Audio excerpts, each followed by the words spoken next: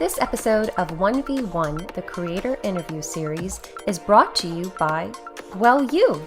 If you want to learn how to support this show and the Boss Rush Media family of podcasts, head over to patreon.com/bossrushmedia or search for us on the Patreon app on your smart device. Thanks for helping us build something better.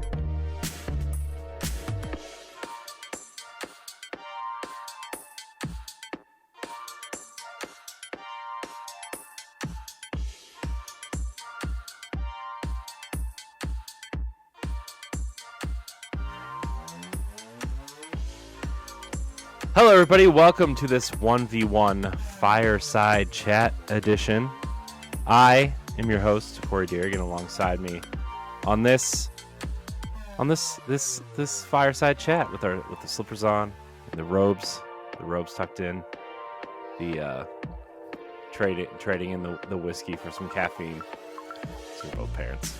I need to be quiet so I don't wake my son up. Matthew Kiel is here. Hi, Matt. Hi, Corey. How you doing? Oh, wait, no, that was just a joke. I'm not actually going to do that the entire time. How are you, man? Good. Working a lot, doing a lot, but yeah, you know, hanging in there. You know, how are you? How's dad life? So I was telling Reba that I don't understand why. I can't really articulate it, but I do really think being a dad is cool. You're a cool dad. Well, hang on. Let's not start handing that out. I heard you say that. I'm a cool dad. No, I don't think I'm a cool dad. At least once my son starts understanding the horrible jokes I can make, I'm probably going to be less and less cool. But you know, I hope they don't go back and listen to our old podcasts. Oh boy. Oh, too late for that now. He's got. Oh, what have we done, Corey? I don't know. What have we done? So 1v1. We like shooting baskets. Like, what are we doing? I don't know, man. I mean, so just for people who don't know, if you're newer here, which I know a lot of people are newer over the last couple months. Matt and I. I'm basically newer here. So Matt and I used to do a podcast together, and the reason why we're calling this a Fireside Chat is because once we started adding people to our old podcast, and it was just me and Matt, we would call them Fireside Chats, and so that's kind of what we're doing here. Maybe semi-regular. I don't know. We've kind of been floating this idea back and forth for a little bit. You know, every couple months we'll get together and hang out and catch up, and you know, how do they say it? Just be buds. Shoot the shit. Shoot the breeze. Yeah. So shoot the ducks and Duck Hunt, because this is a video game network, so we got to do a reference. We have to. And our kids are the dog that laughs at us when we miss. Right? Oh, buddy. I'm pretty sure my wife would join in too. But speaking of wives, I'm going to tell you this on record. I have a birthday present for you. Oh no, what's this? I can't tell you. It's a surprise. That's but a little bit of enterprising. Sana was on board with it. Wait, what? Yeah. Yeah. No, honestly, I'll tell you what, it's something I had to pre-order.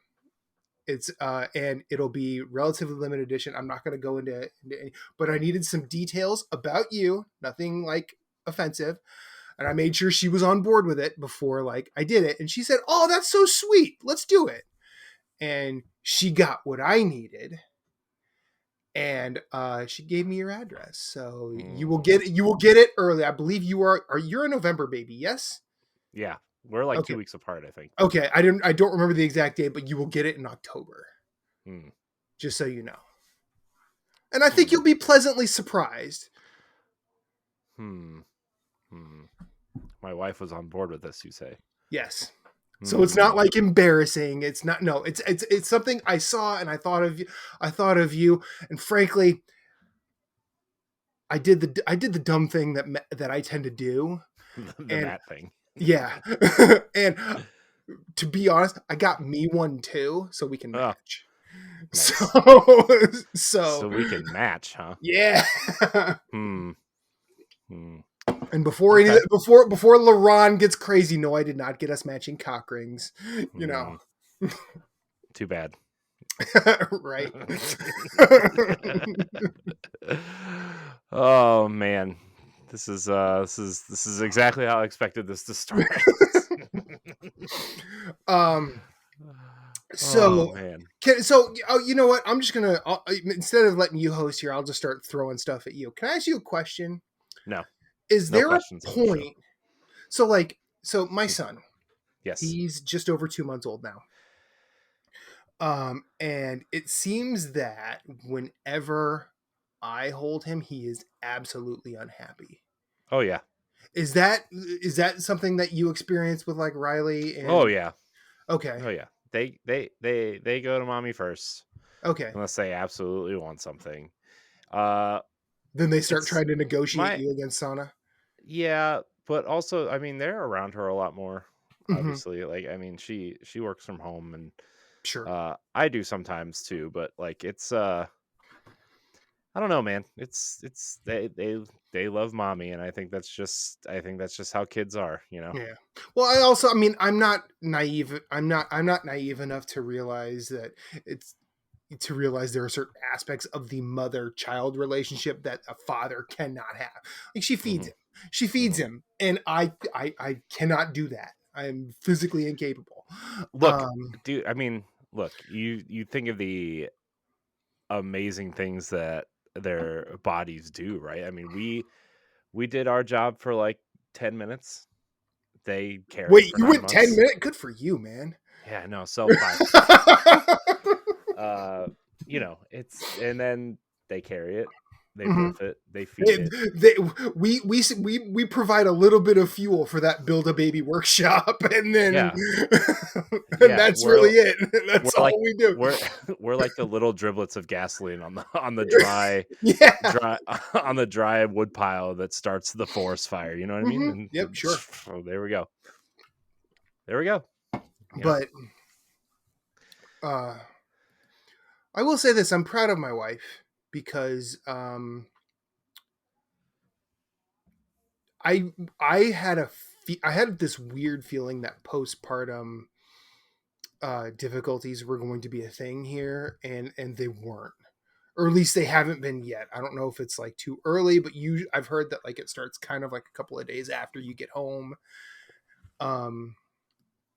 But she hasn't really had that. And I did one thing I will say is that in fact I'll share a little bit. Our journey here was by no means a straight line.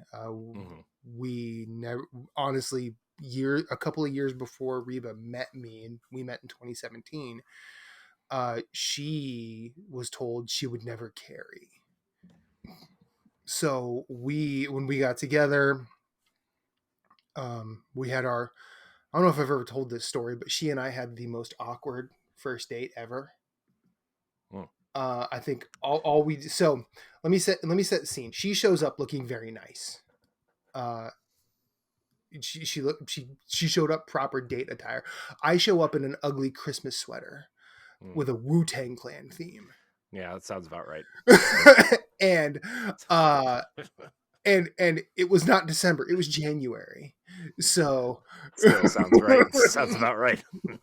I showed up bearing my whole Matt ass, and all we really did was sort of say things that were basically, these are reasons you should not like me. And we did that to each other for 4 hours.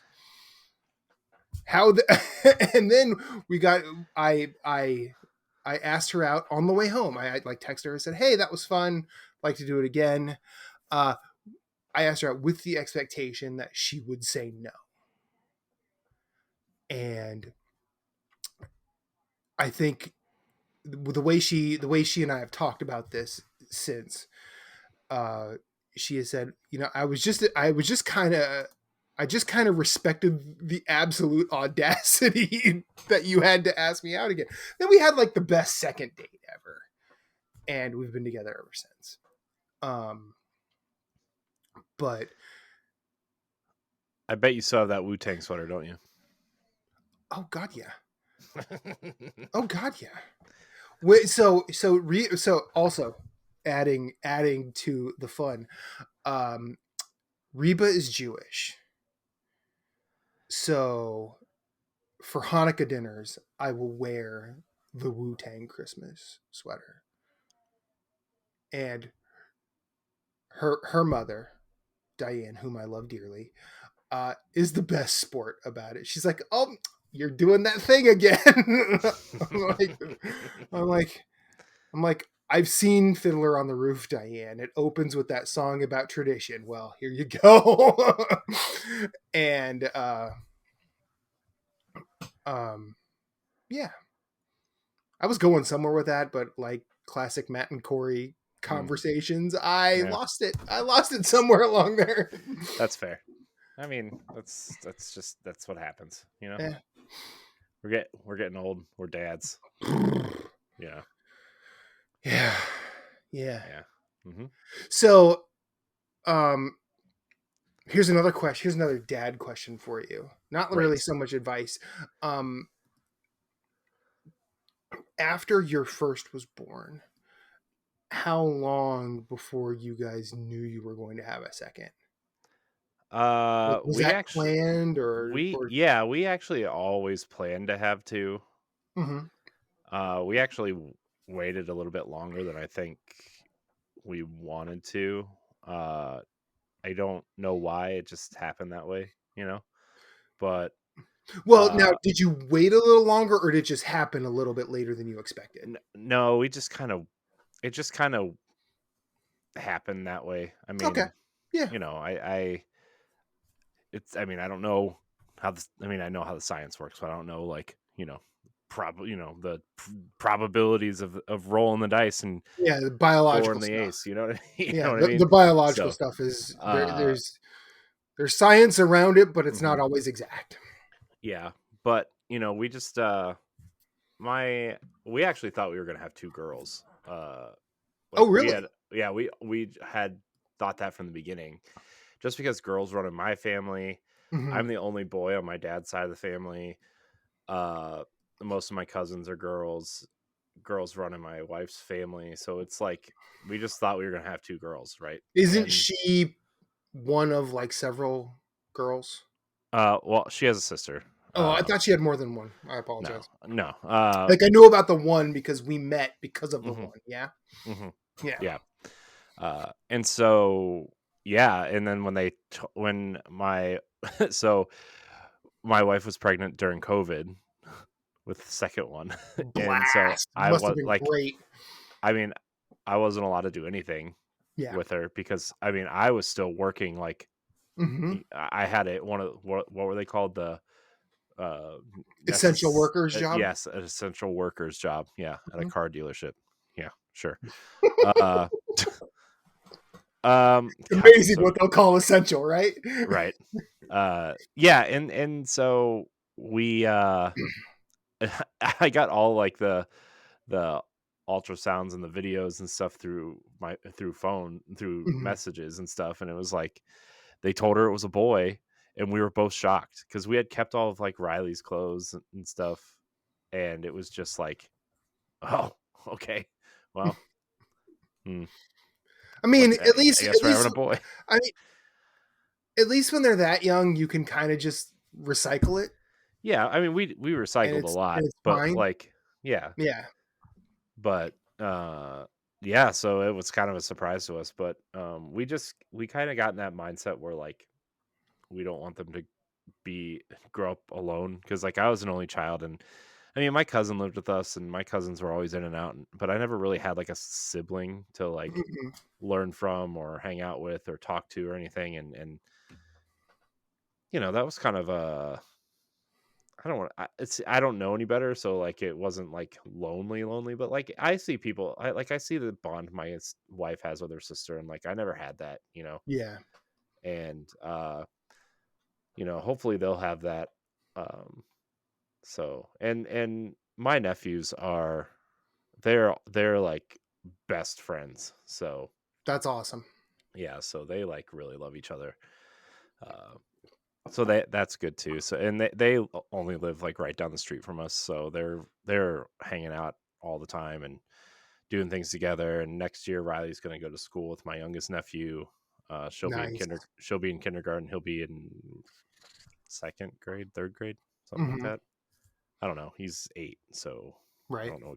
I don't know what grade that is. That's first, second grade, something like that. Yeah. Yeah, something like that. That I might don't know. actually be second. That Yeah, because I'm thinking I was 6 in kindergarten, 7 in first. Yeah, 8 second grade. yeah. So there's that. But Hmm. I remember where I was going now, by the way. oh, you want to continue that But thought? I'll let you finish. Uh, yeah. We just always wanted them to have siblings and people to, be there for them. Yeah.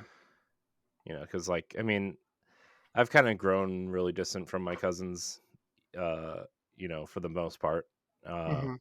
and I mean, not to sound morbid or sad or anything, but like when my parents are gone, like my wife's like all I have, and like Yeah. that's gonna be a really big need to lean on her for Sure. that. Yeah. Uh, but Well, what's your relationship with your in-laws like? Do you mind uh, if I ask? If you want to share, you don't have to yeah, share. I mean it's good, it's fine. My Mhm. my mother-in-law's, we go over there once in a while for dinner, and we have a good relationship, I think. So Okay. yeah. All right. So where I was originally going was our journey, like from no kid to kid.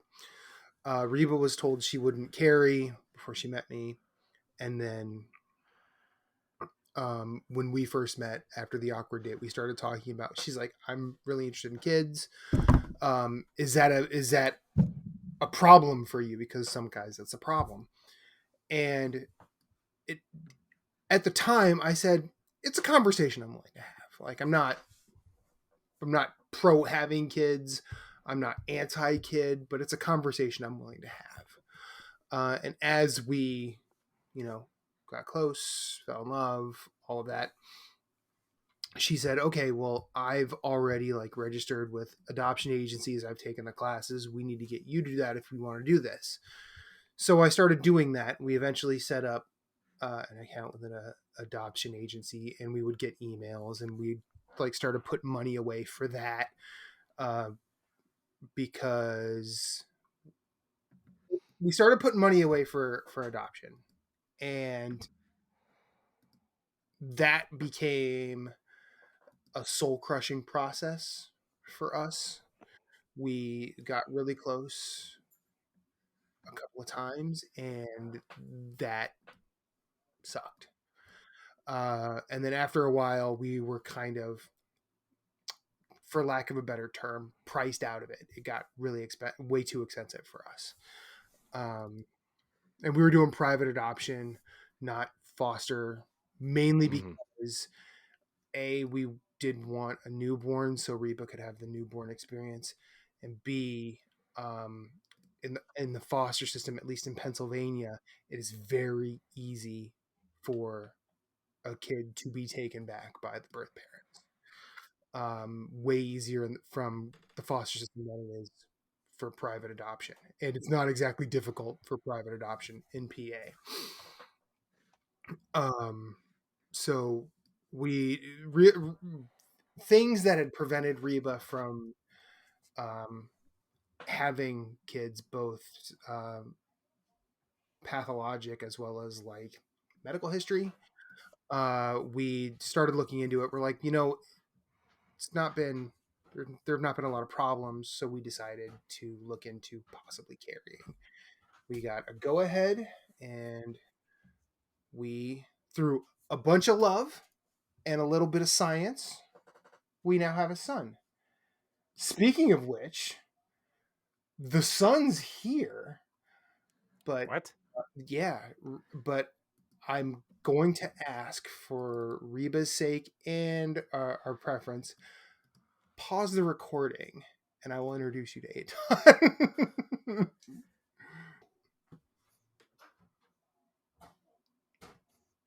All right, so yeah. Unfortunately, viewers will not get to see my son, but Corey got to I did. because and I did that specifically because you used to show us your kids right before we started recording. Yep. I wanted to do that before, but he's on that hair trigger. Like if you wake me up, I'm gonna scream for hours. That's about right. Yes. Yes. So yeah, it's been a weird journey to get here, and we're here now, and we're tired. And I'm pretty sure most husbands will say this about their wives, but motherhood looks really wonderful on Reba. She loves it. I've never seen someone so happy. Have you ever felt so lost in your life where you look at them and you're just like, how do you know how to do that? Yeah, like nobody taught you that. Yeah. And you're just like my daughter leaves a piece of paper on the ground, and I'm like getting like really like, and my wife's just all like patient about it, and like, she knows what to do. I'm like, you're a wizard. Yeah. Yeah. And I don't know if you were thinking about this when your first was born, but I immediately realized that I've always thought like people who are single parents have it very, very difficult. I had no clue how difficult raising a child by yourself can be. I could not imagine doing this without at least one other person. Yeah. I mean, Yeah. and like collectively, Reba and I, we could not do this without her mother.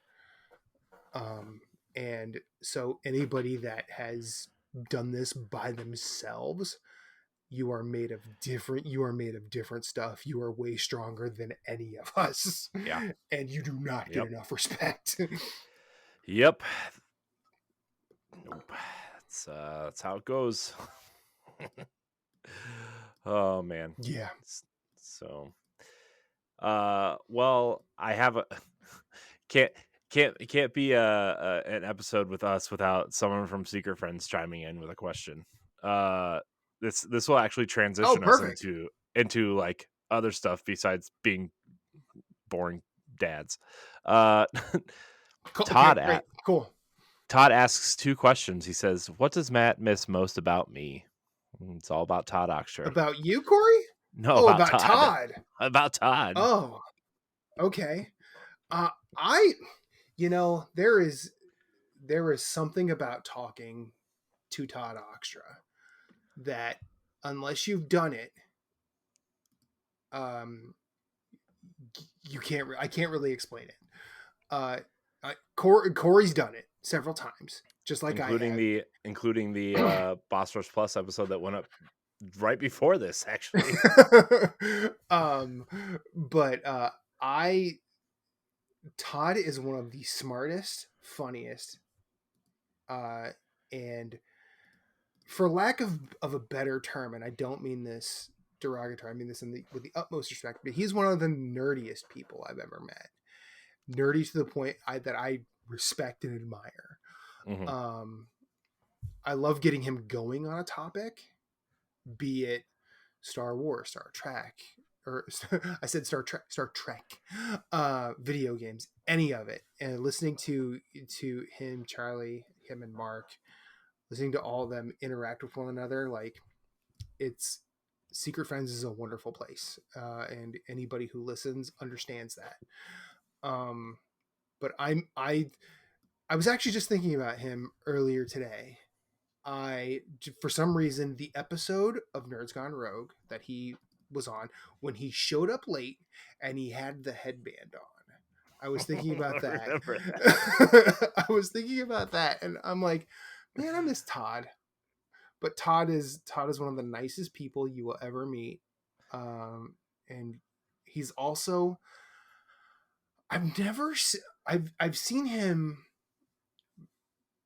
be like critical of things, or at least say like, here's why I don't like something. I've never seen him be blatantly like angry at something. He's very, and I love that about him. but also Yeah, his voice is soothing too. I think his voice. I love his voice. I miss yeah, you, Todd. I know. I hope I We hope gotta that kind of answers your question. we gotta have like that a reunion with us three and just hang out, That like sit and just talk for a yeah, couple hours. yeah, You know? that'd be dope. Yeah, we'll get that. We'll get We that should going. we should do that like around Father's Day. That'd be cool. Yeah. That'd be When is cool. that? June? June June? something. Yeah, somewhere in there. Yeah, I know Mother's Day is next week, so Yeah, next week. It's in like 4 days. 5 it's days. on a Sunday. Sunday begins the week. It's next week. Yeah. And what is time at this point? Tomato, tomato. what is time? Time is a 3D prism. I don't know. Mm. He also asked second, how has being dad how's being dads changed your gaming habits and how you now use your limited time? um. Oh So boy. so being a dad has definitely. Oh boy, I was not expecting. Well, okay, I was expecting to have a very massive bite of that taken out. I wasn't expecting to have as much game time as I have.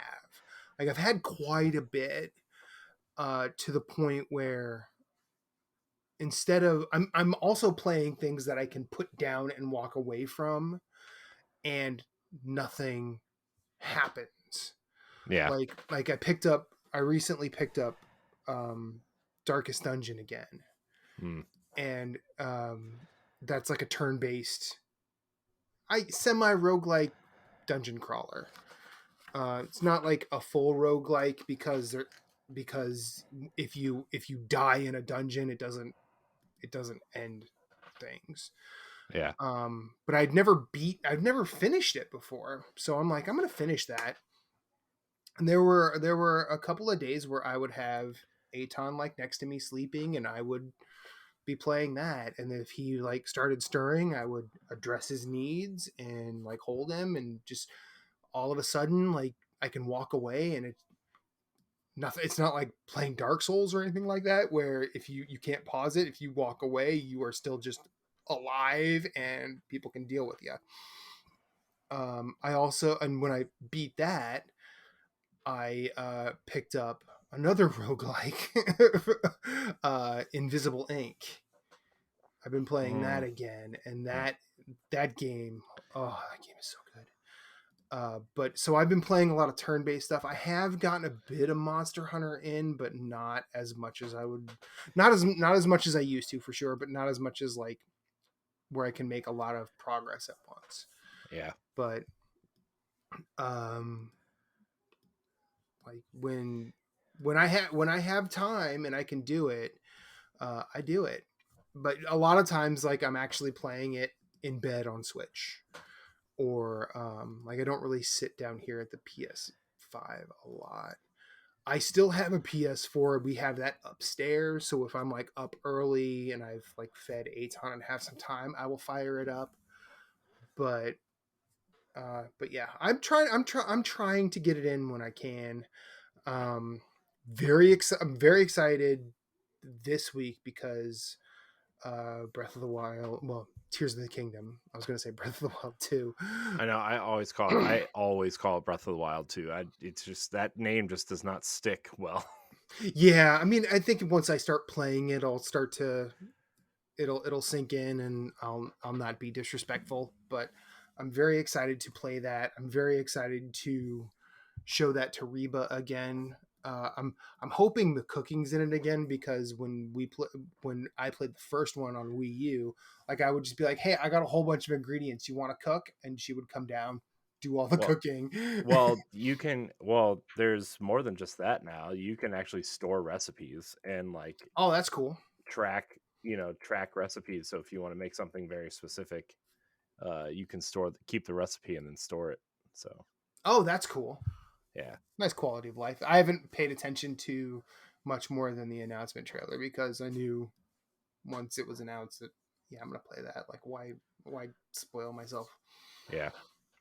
But But yeah, I'm like between jobs right now, so I have like a weird amount of time.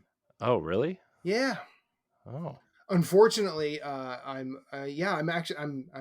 changing hospitals, basically changing specialties, and I'm actually going to be starting 2 jobs.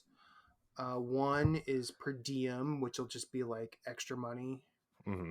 and the other one is a pretty nice, um, a 4 10-hour shift job that is in interventional radiology, which is something I've always wanted to do. And it's on the neuro side, so I'm gonna be doing brain shit. So I'm excited. Ooh, Yeah. brains. Mm-hmm. Brains are cool, Fun. man. Brains are cool. Nice. um, so yeah, I start the neuro job on the 22nd, and I'm in the middle of training at my PRN gig, but it's the hospital I used to work at when I was on Nerds Gone Rogue. It was local community hospital here. I'll just do like weekend stuff there a couple times a month. Hmm. And yeah, basically that'll be how I pay for my Steam Deck or something like that. Yeah. Yeah. Wow. Cool. That's Mm-hmm. cool. I'm glad that you get to do that. Yeah, I'm excited. Yeah. So that's why I am going to be off when Tears of the Kingdom comes out, and I'm going to try and spend as much time as possible with it. You should come on. We're having the founder of Zelda Universe on a week Ooh, or two after the game comes out. You should come on that episode because I think Laurent's going to take a week or two off. okay. So you should come on Um, that episode. so just let me know the details, and I will try and make arrangements. Yeah, let's see. Yeah, it's I mean whatever that Wednesday is at 8:30 like normal. Okay. So but yeah, you should definitely come on that episode and hang out with us and talk. Okay. Are you doing any of your other podcasts or anything right now? So, Trivial Merit is in the midst of starting back up. We've picked our first couple of episodes and we're doing all the listening right now. I actually have to reach out to Caroline and schedule when we record our first episode, but things are in motion there. And Freereeling It is going to be coming back. Jesse and I have already started like plotting our movies for the next couple, and we are getting started 100% on our bullshit. We're doing just weird. Well, I say weird, but like these are pretty well known movies. Like I think our first one is going to be Yi Yi from 1999, and the other one is going to be Andrei Tarkovsky's The Mirror. So Those sound like Matt movies. yeah, it's he suggested Yi. I go, okay, how about The Mirror? He's like, wow, we're just going in off the deep end, aren't we? I go, don't mess around. just going for it. Yeah, I really like weird movies, and I really like hard to watch movies. I really like movies that'll challenge me, and You're the Jesse's the complete same. opposite of me. Jesse is the same. So Yeah. he and I get along great because of that. If you want to be a Patreon producer, head on over to patreon.com/bossrushmedia and find out which tier is right for you. Our Patreon producers at the $5 tier or higher for this month are Adriel Munger, Austin Campbell, Celeste Roberts, Christian S., Sana Dierig, Francisco Santillan, and Rebecca Jewell. Thank you for your continued support. Great. That's cool. Yeah, I've just been I don't know, man. I finally hit a point where like I'm happy where everything is because I'm just Good. You know how I am. I'm like, I got to do like 900 different things. You have to be firing on too many cylinders. Of course I do, Mm-hmm. and we've kind of adjusted the podcast and the content that we're doing to like not burn anybody out. Good. So that's kind of where we're at. And it's good. I actually played and beat a video game this weekend. I saw that. Yeah. So I guess we could do that. Listen, what are we playing and doing? Like, what did you beat?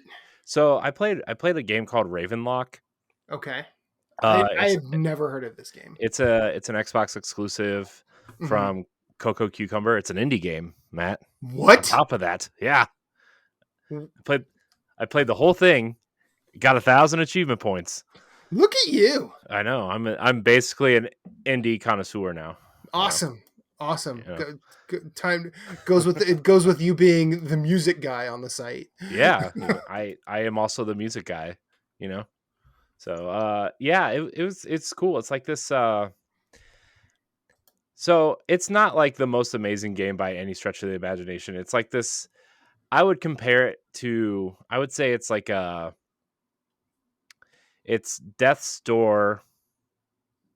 Like like the camera is kind of isometric, but not in a way that you expect it to be. It's more of like I guess it's more like you're watching a stage play and like the camera's like facing head on, right? And Mhm. like the space is like a 3D space, but you can't rotate the camera that much. You can like it's almost like you can shift it to the left and shift it to the right, but you can't do like a full Right. 360 motion with the camera. Um, it's this Alice in Wonderland Zelda style adventure, Hmm. and you go, you literally get pulled through a mirror, and you get sucked into this Alice in Wonderland, straight up Alice in Wonderland world, and you go through and you have to fight the queen to eliminate the darkness from this land, right? And Sure. you when you go through the mirror, you meet the white rabbit. His name's Finn. He's kind of chaotic and crazy, and uh, at the end of the road, you find the mansion. You find this mansion, and you have to go in and solve these puzzles in the mansion. Uh, it's really a cool experience. I highly recommend it if you have Game Pass and Xbox. Their last game was Echo Generation, which is that voxel kind of Stranger Things looking Oh game. yeah. I That think was their that's last game. I feel like I have that because of PS Plus. Yeah, I think it's 'Cause I on know it's PS on Plus. Place. I know it's on Place. I'm almost positive it's on PlayStation. Yeah, it was an Xbox Game Pass game first, and then it came to PlayStation 3 months later, I think. Yeah. Uh, but that was their last game, and this game is basically the same art style and the same kind of camera angles and stuff. Uh, it's really cool. I recommend it if you have Game Pass and you need a game that you want to just. It's a perfect palate cleanser for like whatever game you just played, and Zelda is coming up, and it's like Mhm. this. It's to get all the achievement points. It took me about 6.5 hours. Uh, Oh so wow, love that. yeah, it's super short. I played it over 3 nights, and it was cool. It was awesome. I even played a little bit through the cloud on my phone with a backbone. Um, Not the best experience by any stretch, Sure. but it was fun. It was cool. I like the character of Ravenlock is the main character. Uh, it's funny. You name your character at the beginning, and you kind of start out as this girl, and you're kind of hanging out under this tree with your dog, and you pet the dog. You get an achievement for petting the dog. Uh, Awesome. Love it. yeah, and you go and your family's moving into this new country house, right? There's a barn, there's a shed. Your house has boxes in it.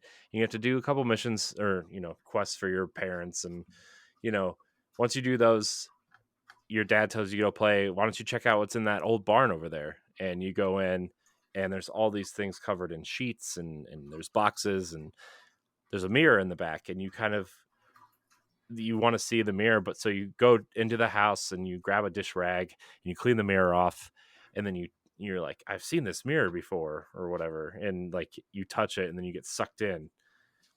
And the characters in this Wonderland place know you as Ravenlock because you're the warrior that has come to say you're part of their prophecy, the person who has come to save their land.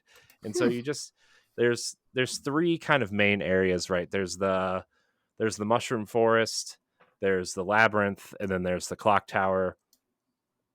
And you have to solve missions in these three sections of the game and collect three emblems that you then put into the castle door to unlock the door to go fight the queen. Uh, so it's a pretty pretty short experience, but well worth the time I put in.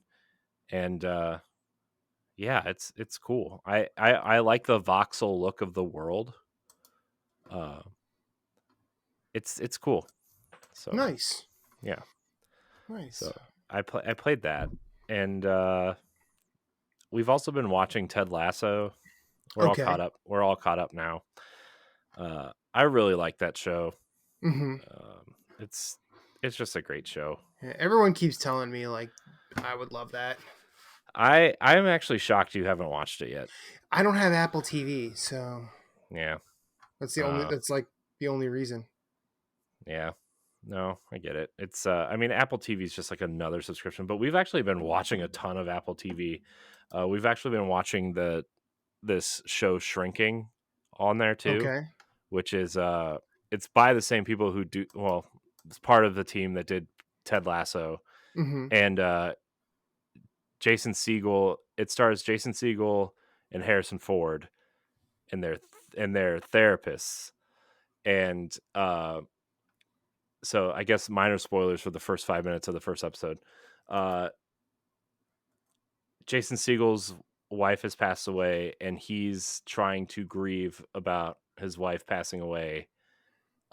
It's like a year after she's passed, and he's still kind of grieving and whatever. He's trying to find a new way to kind of grieve. And so by doing that, he finds this new way to help his therapist, which is probably super illegal, right? But it's the premise of the show. You know, like the one guy he helps that's super aggressive, he takes him to boxing lessons or whatever, right? And his mentor is Harrison Ford, which is, he's just playing grumpy Harrison Ford, and he's the best part of the show by far. Love that. He's so funny. Oh my god. But Harrison Ford in that Bill Murray level of not giving a fuck. He's actually trying, which makes it even better. Wait, Harrison Ford? Oh wow. Okay. Yeah. He's playing I mean, obviously he's old, but he has Parkinson's, and he has no one to take care of him because him and his wife split up a long time ago, and his daughter and his ex-wife live on the East Coast, and they're in Pasadena. So it's funny. It's a funny show. It has a lot of heart in it, and I would recommend that too. We're only about 3 episodes in, but it's good. Yeah. I'm looking into probably, I know eventually we're probably going to have to get Disney Plus just because kid, but can't survive without it. No. The mouse will get you. They know. He knows. Well, it's and so it's really funny. The idealism new parents have, like there's a whole bunch of things. I'm not gonna pretend to know anything about raising a child. Not gonna pretend, because I am flying by the seat of my pants every day now. If it makes you feel better, I'm still pretending. Yeah, like I'm not like I'm trying. My concern is genuine. I genuinely want to help. I genuinely try. But I don't know if I'm doing anything right. Reba and her mother tell me I'm doing great, so I will take it from them. But it's really funny how when I, like, weeks before he showed up, I asked about like pacifiers, because we didn't have any pacifiers, and she's like, "Why would we get pacifiers? They're so bad." I'm like, "Why are they bad?" And I got a laundry list of reasons why they're bad. And 2 weeks after he's home, I really think a pacifier would do good right now. And Reba's like, "You know what? You're right." And then we got pacifiers. And I'm like, "Remember what you said a few weeks ago?" She's like, "Yes, I remember. Don't bring it up." I'm like, and then, you know, after we were able to get some sleep that night, because new babies are hard, I asked, "So why did you buckle like a belt on that one?" She's like, "Eventually, you know, any ideals are always trumped by what a baby needs to settle down. So if it Yeah. soothes him, it's fine. Hmm. And I'm like, that seems, and I, you know, and I'm me being the oppositional person that I am. I'm like, seems like you just have a price at that point. She's like, don't make this any harder than it has to be, honey. And I'm like, yeah, you're right. You're right. I feel like I eventually we'll learn, and eventually he's gonna try and play us against each other. As long as we present a united front, we're okay. But I'm just pointing this stuff out now because that's just who I am. But yeah, kids are hard. Yeah, it's funny. My kids never took pacifiers. Like they just never did. Really. Yeah. Well, yeah, like he did for a while, but like I think he's gotten wise to the pacifier game. He's over the past couple of days, he's not really cared for it. Yeah. He I think was on a good streak of sleeping through the night too. That he shattered that one. He's like, nope, it's party time all the time now. Yep. It's party time. Party on Wayne, right? Yep, party on Garth. He We are not worthy. yeah, I think the only advice I could give you, and by me I mean my wife, Sure, yeah, no, uh 100%. to keep them on as much of a schedule as you possibly can, in terms of like naps and putting them to sleep and baths and all that, because it really teaches them how, like, okay, it's bath time, so it like subconsciously, like, okay, 15 minutes after bath time, we're gonna get tucked in, and Yeah. sometimes that works. Obviously, like my son didn't start sleeping through the night until about, I don't know, a couple months ago. Yeah. So it's Yeah, I think like he is we're trying the scheduled thing, and like I when I was still waking up with him at like 3 a.m. Like for a while I was going to bed at like when I got done with work, I would come home, like eat a little bit of something and then just go right to bed and wake up at like 3 a.m, change him, give him a bottle, all of that, just so Reba could get some rest. And when I did that, I made sure, and like I didn't turn on a ton of lights, didn't like make too much noise. Although I did find it really cool that whenever I put Gundam on, he was pretty soothed. He would just sort of look towards the bright light of the TV. Like, I know he can't see that far yet, but he would just sort of look and just have his eyes open and just be like, TV's happening. But when he started sleeping, we kind of threw that out. But nowadays we're trying to keep him pretty scheduled, but he does not like to be told what to do in any way, shape, or form. And it's not even like we're telling him. We're like, hey, it's food time. He's like, nope, I'll eat a little now, and then I'll tell you when I'm ready for more.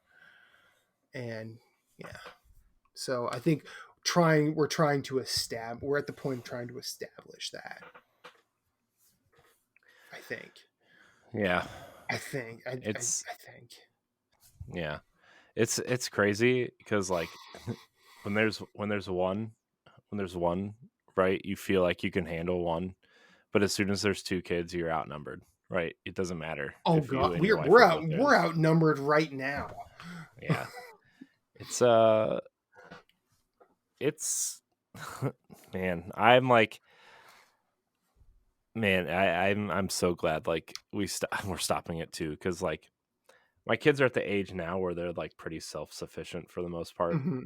right? Especially my Yeah. daughter. She'll like, you give her some crayons and some paper and some whatever, she'll color and draw and craft until she has to go to bed, right? Like she comes from school, she goes right to her little desk and starts coloring and drawing.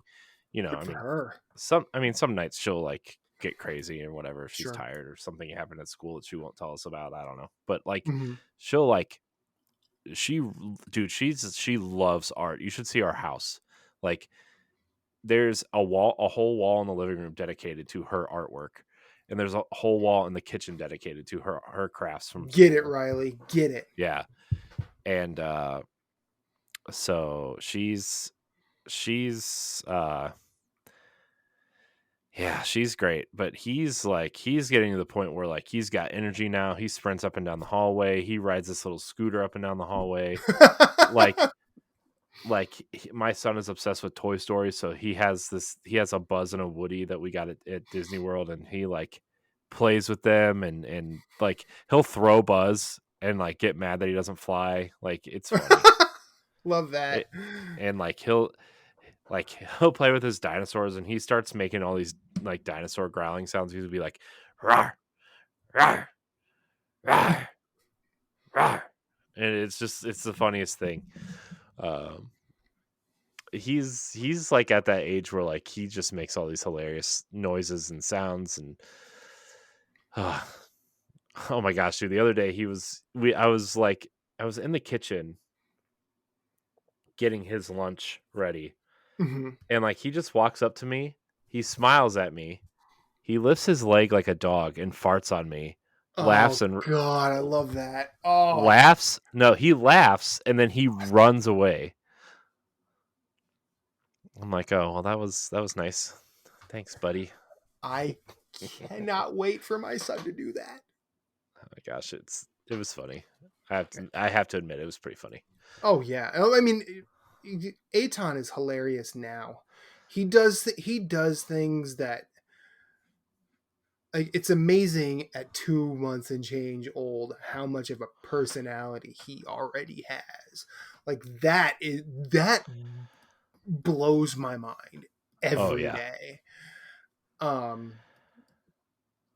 Like earlier today, we were sitting in bed. He had just ate, and so like do you guys use like a boppy pillow?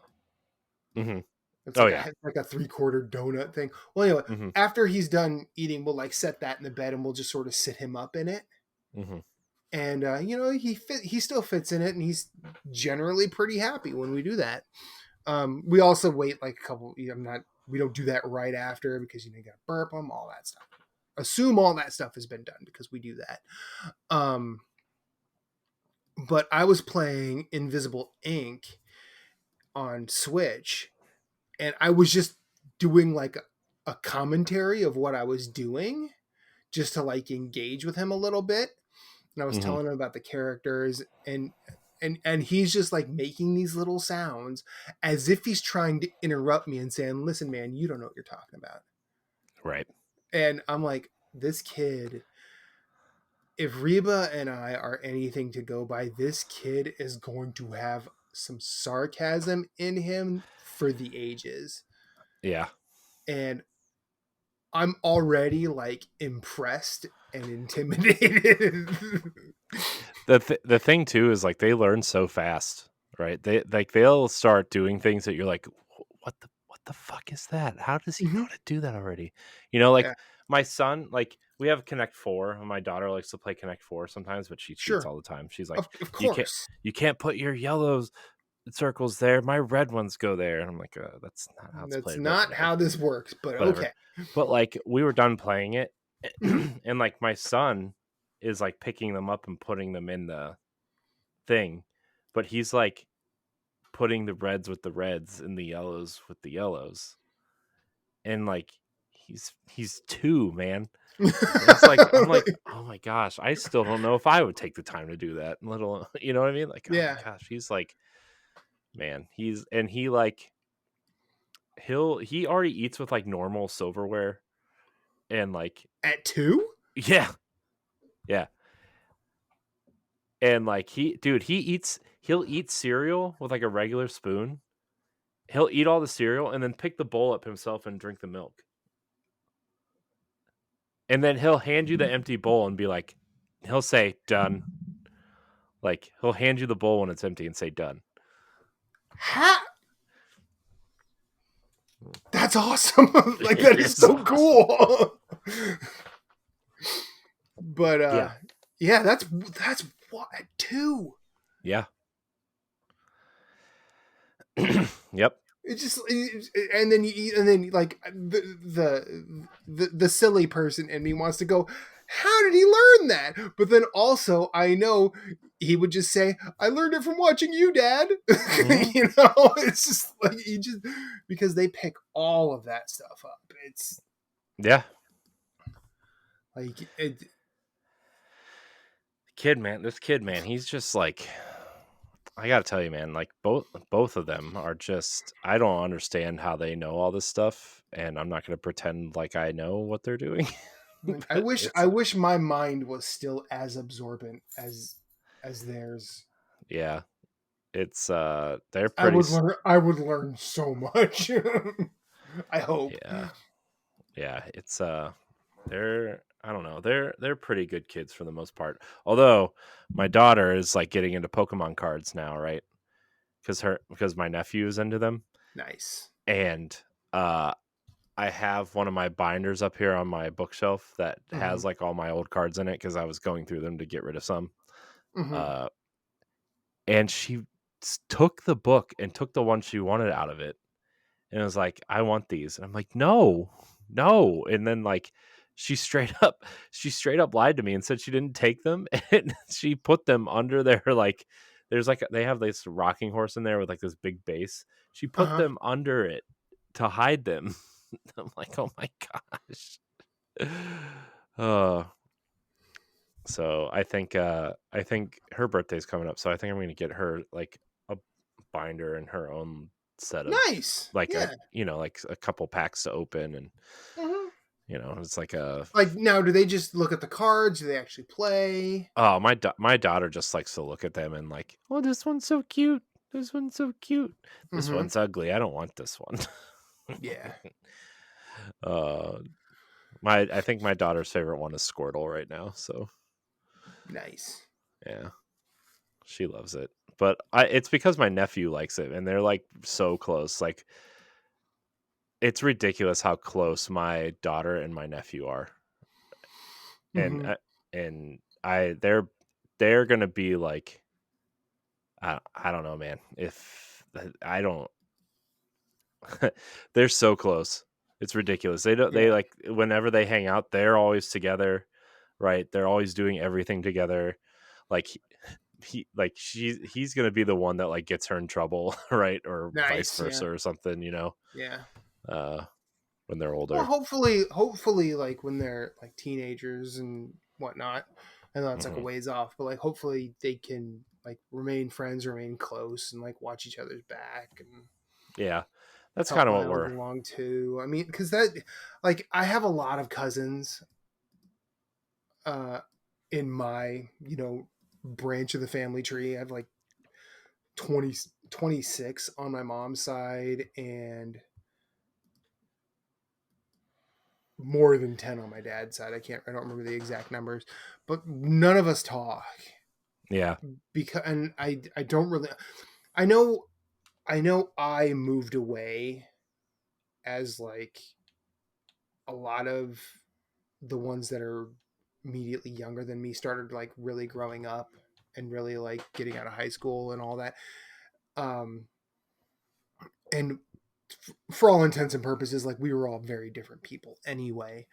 But when I moved away, like, a lot of that communication just stopped happening, mainly because I wasn't present at the family gatherings. Like, we never really called each other anyway. But because I wasn't present for a lot of that, like, we all are basically not estranged, but we're definitely just apart. Yeah. And I wish that wasn't the case, but also like they all have multiple kids now, and trying to do that around children is around the schedule of children is really hard. Yeah. But yeah, kids, man. It's trying to schedule stuff around kids, man. It's funny. Yeah, it's like, oh man, it's already hard. Yeah, it's funny because like you try to like, I mean, when you don't have kids, it's like, oh, let's just go do the thing, right? But like Mhm. when you have kids, especially young ones, like you got to make sure they're fed. You got to pack snacks. You got to make sure they didn't poop. You got to get them ready. You Yeah. got to pack like a suitcase full of stuff to keep them occupied. And it's like by the time Or you you get them just ready, you're like, I just don't want to go now. you just have to be ready for things to happen. I mean, I don't have to keep him. I don't have to pack like activities for Aton yet, Hmm. but it's not like getting him out of the house is quick. Yeah.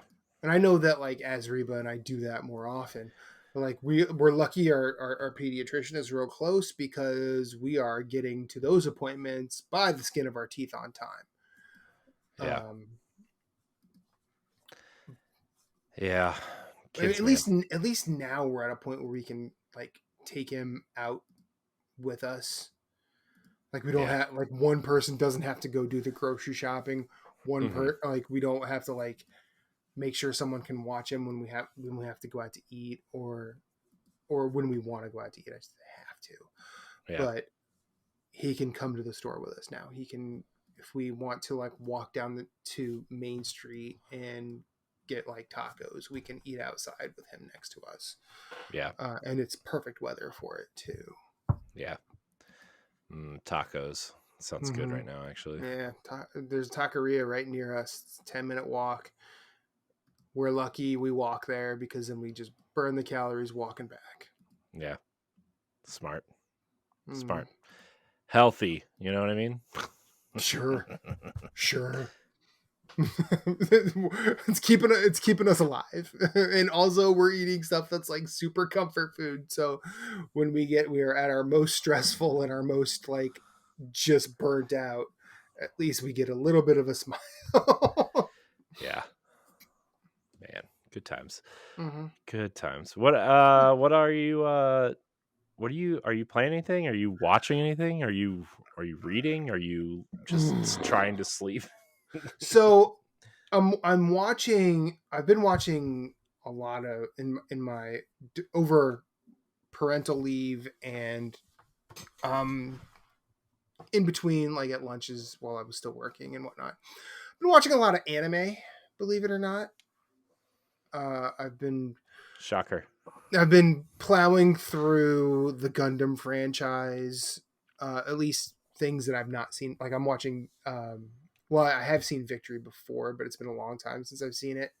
I'm watching that again. It's really fun. I'm about 3/4 of the way through that. I watched on Netflix. I watched the entire Violet Evergarden series, and that is a cool ass series. And then I've been watching Robotech, the Macross part of it, like the Super Dimension Fortress Macross part of it. I know that like Super Dimension Fortress SDF Macross is the first season of Robotech. They are not the same, but having seen them before and watching them again, it's I know the differences. And yes, I know Harmony Gold sucks, but until Macross comes west or is streamable, I don't really have a way to watch that. But I would love to again because Macross is cool. Let's see what else. I watched the Berserk series that came out in the late 90s because I've read almost the entire manga. I've read 10 of those deluxe volumes. I have I think 3 or 4 more to get through before I read all of that. The series is well before the end, like it's I think it's just the golden age arc, or at least that's what they're focusing in on. And it's really cool. I watched the entire Trigun series. That's that is one, Corey, I will tell you, that is one I would recommend to you. What is it called? It's called Trigun. There's Trigun. Trigun Stampede is the one that's coming out now.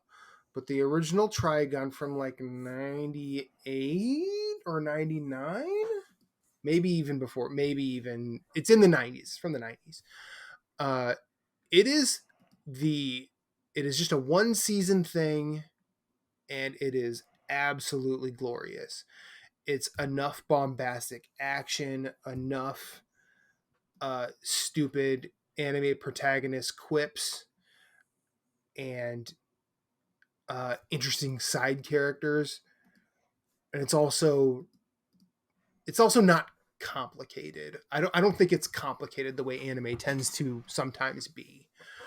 Some of it just tends to be like overwrought rather than actually complicated, and that stuff tends to be uh, pretty popular. But I'm not always. That's not always me. I have gotten Reba in through the first few seasons of My Hero Academia, which is another cool one. Yeah, I hear a lot of people talk about that one.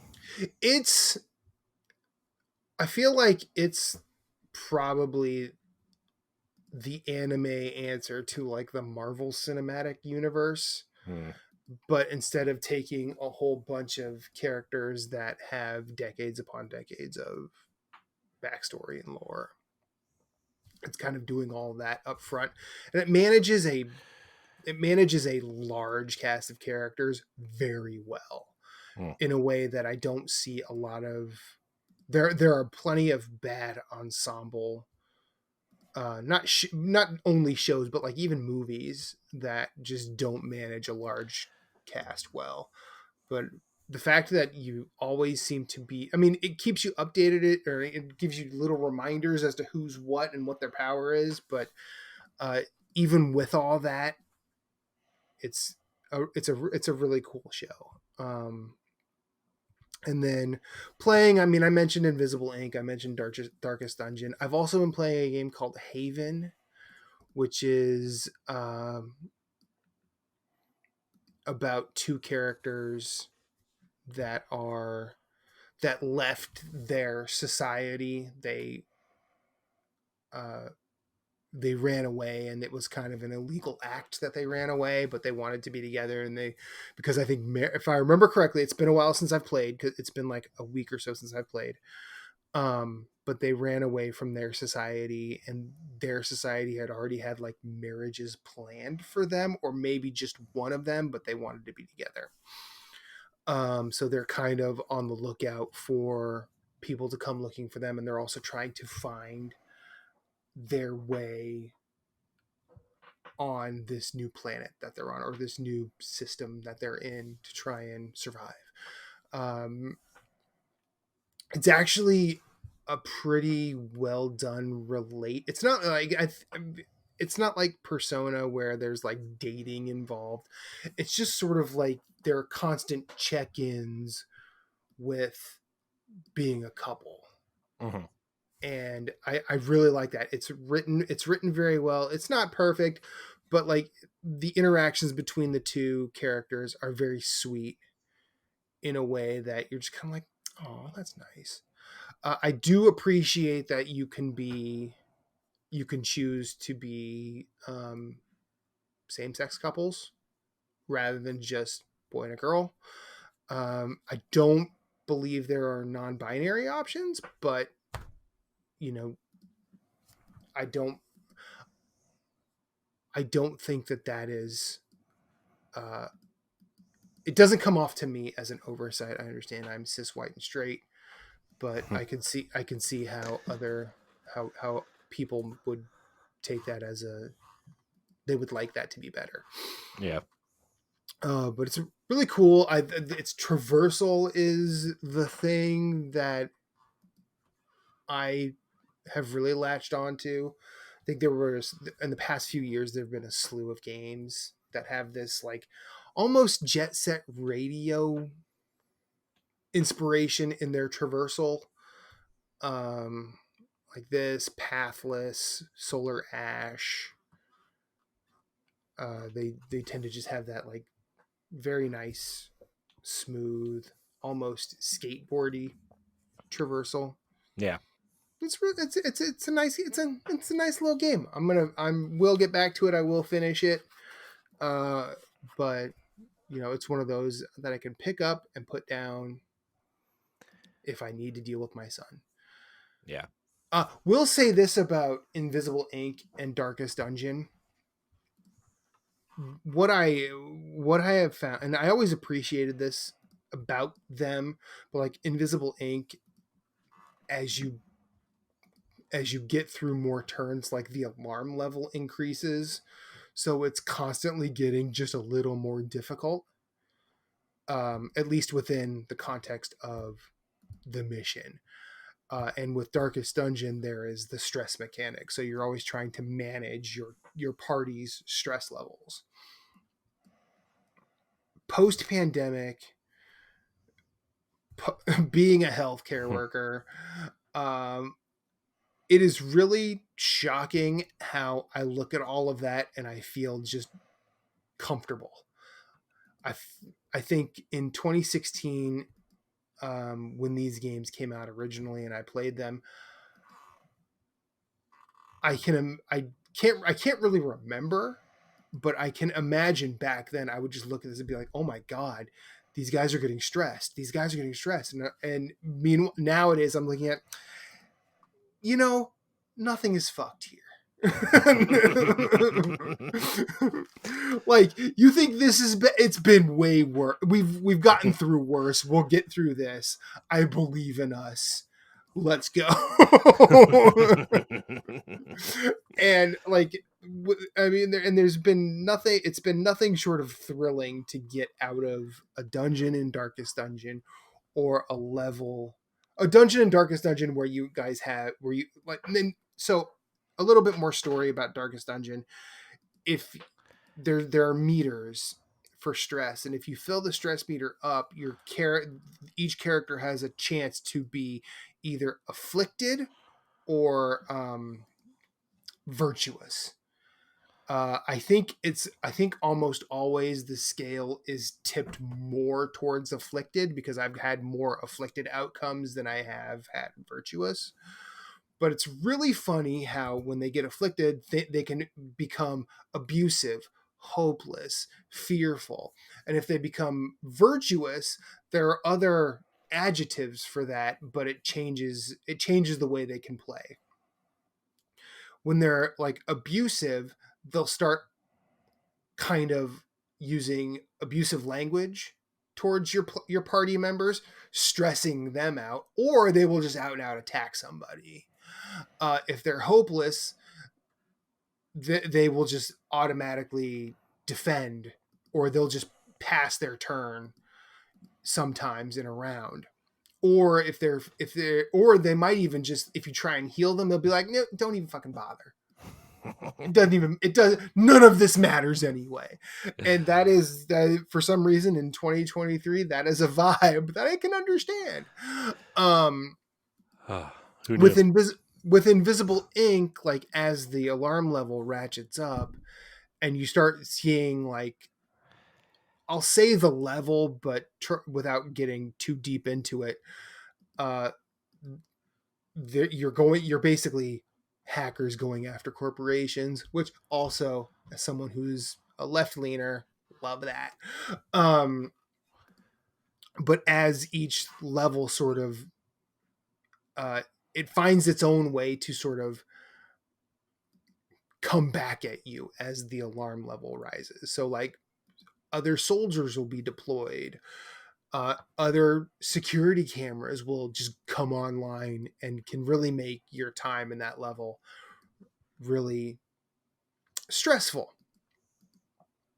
But there is nothing quite like the adrenaline rush of a turn-based XCOM-y type roguelike, where you basically maneuver a character through vision cones of security guards. You are distracting them in ways that, like, they've been alerted to your presence, but they don't know exactly where you are, and you just shuck and jive your way to the exit just before they get the drop on you. And you exit the level, all your party survive, you get your rewards. Oh, it's so good. I can understand someone coming to either of these games and going, Matt, I don't know what you're on, because this is. I mean, honest, Corey, it would if I said this, you should play these, you would easily come back and go, Matt, I don't know what you're talking about. I don't think either of these games are for you. Look, but... as dude, as someone who has taken my recommendations and been like, man, I don't know. As someone who finally played Bloodborne after listening to you talk about it for 2 years, probably close to. But I'm very glad that I'm getting more game time than I thought I would as a father. But I'm also like, I've also been kind of lucky in going back to things and having them be just as, if not more rewarding than they were the first time around. And that's, I'm loving that. Yeah. I also bored you with a lot of anime talk. Sorry. Oh, man. Although I will say, Reba and I over the past couple years have gotten into, do you know what Gunpla is? No, I don't know what that is. So Gunpla it's basically model kits of Gundam robots. Ah, okay. Like that's the easy definition. Like Gunpla is basically a plastic model kit of an anime thing. But I've gotten Reba into that. So like we've put a bunch of those together like while we were on leave too, which is fun. And then she's also really into Binding of Isaac, the card game, which is, I did not expect that to happen. Yeah. Like when I told her there was an expansion for it, she's like, you should get it. You should get it. I think she only likes it because she's actually very good at it and tends to beat me a lot. Yeah, but you know how obsessed you were with that game for a long time? Like, what's this word shit? Hey, I don't know. I haven't been since I have not been keeping up on the Binding of Isaac. Oh, that's fine. Updates. That's fine. Well, to be honest with you, like it's one of those things. It's either I am in recovery or I have relapsed at this point. Binding of Isaac it's hard to believe I've been playing that game for 10 goddamn years. I mean, if it makes you feel better, I've been playing Destiny for 10 years. Yeah, like so. I mean, you know See the this sickness? Big stack of Destiny thing? No, I see it. Behind me? Oh yeah. Oh yeah. Like it's not that like I don't have any Binding of Isaac stuff. I just don't have it unpacked and in the room. Yeah. But yeah, Reba. That Reba has come on that journey with me a little. Makes me happy. I even got her to play like with Repentance, the new expansion of it. There's multiplayer in it, so she and I can play together. It's kind of wild. She basically goes in. She's like, I'm just gonna let them kill me, and then I'll fly around as a ghost and like try and help out. It's multiplayer games are cool. Yeah, most of them are. Yeah. Some of them are bad. Yeah, like Redfall is not great. Oh, is that bad? It's not terrible. It's not good. Yeah. I don't know if you've been keeping up with any of the stuff that's going on with Xbox. Game news in general is honestly there was a direct recently.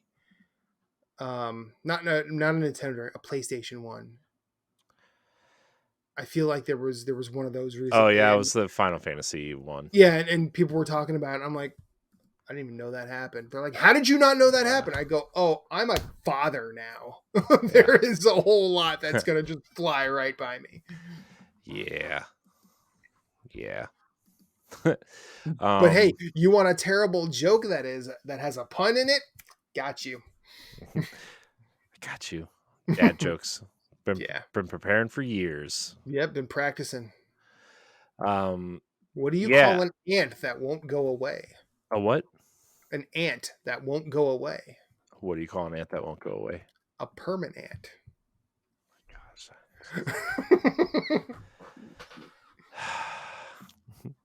Why is an ant impervious to disease? I have no idea. Because of its antibodies. Where did Napoleon keep his armies? Where? In his sleeveys.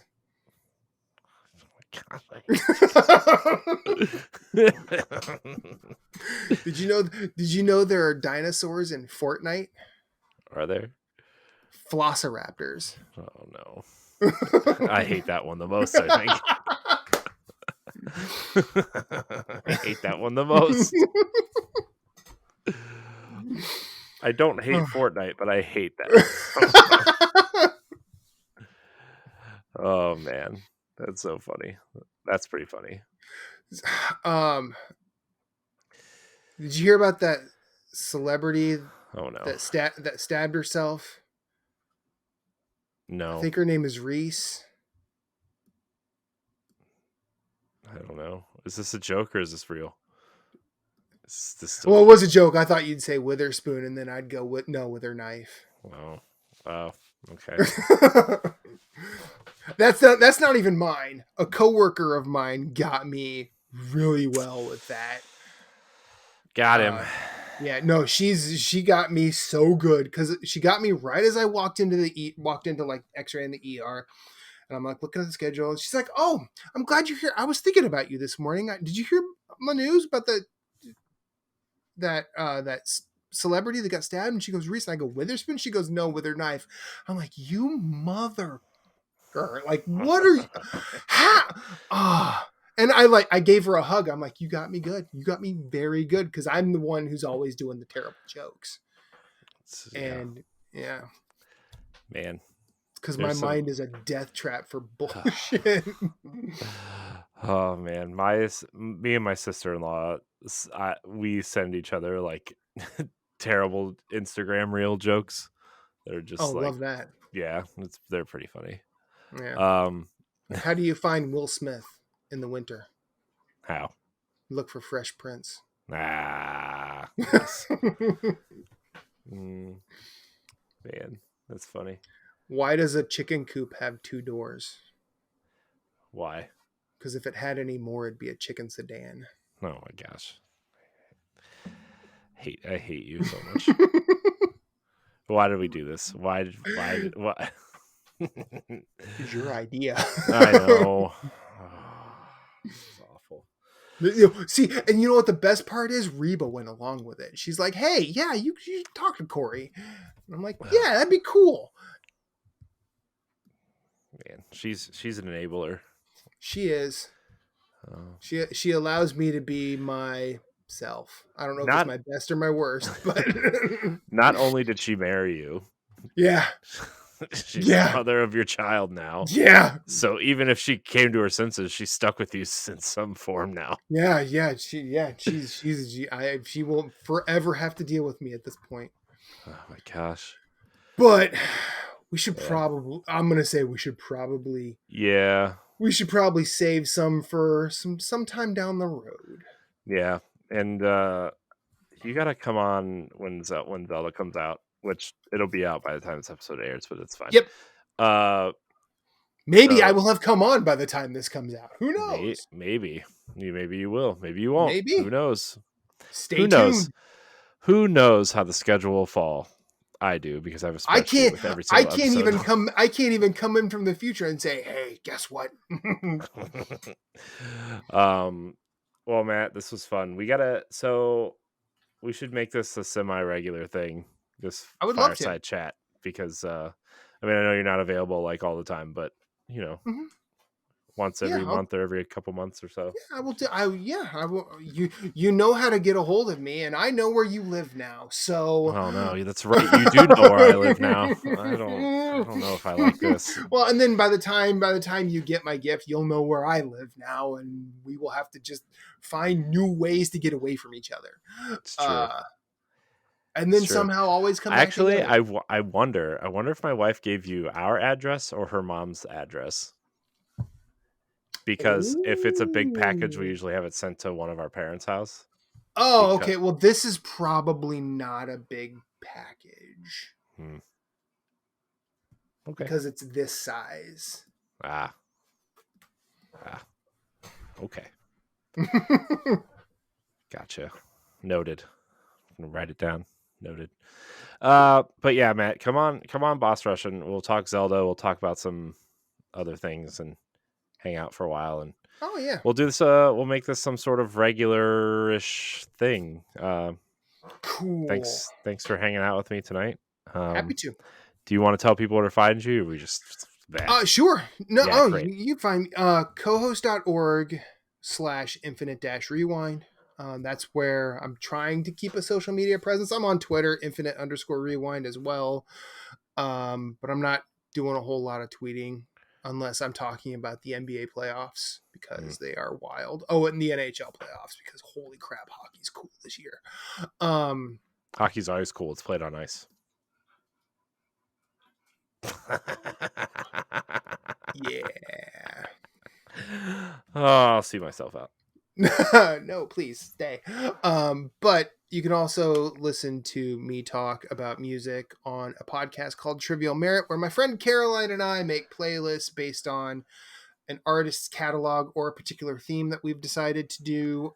We do 8 songs to get us and hopefully you from a negative headspace to a positive one. And then you can also hear me talk about movies with my buddy Jesse on a podcast called Free Reeling It. I almost forgot how to say podcast there for a second. He and I basically pick a movie to watch and then we talk about it. Yeah. I'm not really confirming stuff when those will be out at the moment because we're still trying to finalize a schedule around me being a dad. So fair. That's so yeah, important. But freewheeling it on any pod service, Trivial Merit on any pod service, you'll hear us. Caroline and Jesse are both very, very funny people. So listen for them, not necessarily for me. Because they are hilarious. And I find myself laughing at shit they say all the time.